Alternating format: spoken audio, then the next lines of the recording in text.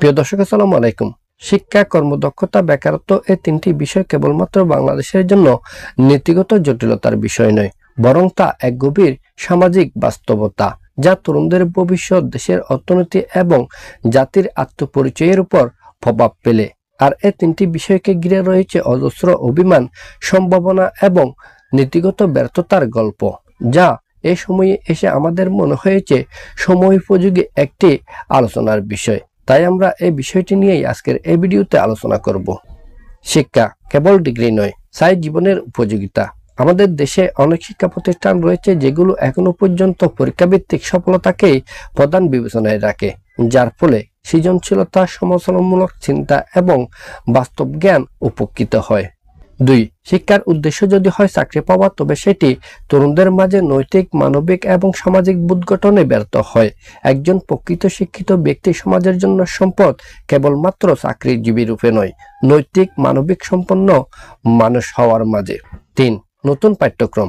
আমাদের দেশে এখনো পর্যন্ত পুরনো পদ্ধতির শিক্ষা ব্যবস্থা প্রচলিত রয়েছে, যার ফলে আমাদের দেশে কর্মদক্ষ, নৈতিক, মানবিক সম্পন্ন যুব সমাজ, ভবিষ্যৎ প্রজন্ম গড়ে উঠছে না। অথচ এই সময়ে এসে প্রয়োজন ছিল এই সমস্ত পাঠ্যসূচিকে নতুন করে সাজানোর। এই সমস্ত পাঠ্যক্রমে সায়েন্স, টেকনোলজি, ইঞ্জিনিয়ারিং, আর্টস এবং ম্যাথমেটিক্সকে আরো যুগ উপযোগী করে অন্তর্ভুক্ত করার। এতে করে আমরা যেমনইভাবে কর্মদক্ষ ভবিষ্যৎ প্রজন্ম পেতাম, তেমনিভাবে নৈতিক, মানবিক গুণসম্পন্ন একটি সমাজ গঠন করতে পারতাম। কর্মদক্ষতা। 1. কর্মদক্ষতা মানে জব স্কিল নয়, বরং জীবনযাপন এবং সমস্যা সমাধানের দক্ষতা, যা একজন নাগরিককে আত্মনির্ভরশীল করে গড়ে তোলে।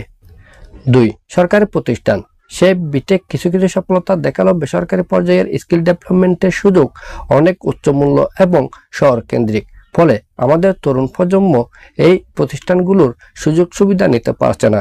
যদি উপজেলা পর্যায়ে, ইউনিয়ন পর্যায়ে কারিগরি শিক্ষার প্রসার ঘটানো যেত, তাহলে আমাদের তরুণ প্রজন্ম কর্মদক্ষ হয়ে উঠত। 3. Global skills. Content creation, data analytics বা সফট স্কিল এখনো পর্যন্ত বাংলাদেশের কর্মবাজারে সামান্যভাবে প্রচলিত।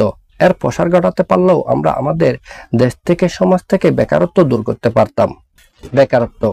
1. তরুণদের মধ্যে বেকারত্ব কেবলমাত্র অর্থনৈতিক চাপ নয়, বরং নিজেকে মূল্যহীন মনে করার এক নিদারুণ যন্ত্রণা। এই অভিজ্ঞতা জীবন দৃষ্টিকে বদলে দেয়। 2. ছোট কাজ করতে লজ্জা।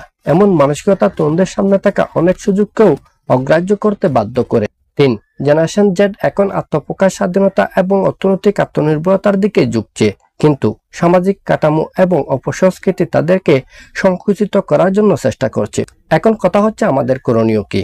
আমাদের করণীয় হচ্ছে আমাদের সেই পুরনো পদ্ধতির শিক্ষা ব্যবস্থাকে নতুন করে যুগ উপযোগী করে সাজাতে হবে। সে সাথে সরকারি এবং বেসরকারি পর্যায়ের স্কিল ডেভেলপমেন্ট প্রতিষ্ঠানগুলোকে আরো সক্রিয় করতে হবে। নতুন নতুন স্কিল ডেভেলপমেন্ট প্রশিক্ষণ কেন্দ্র স্থাপন করতে হবে, জেলা, উপজেলা, এমনকি ইউনিয়ন পর্যায়েও। সেই সাথে আমাদেরকে পুরনো মন মানসিকতা ত্যাগ করে নতুন মন মানসিকতা গঠন করতে হবে, যাতে করে আমরা নৈতিক, মানবিক সমাজ গঠন করতে পারি।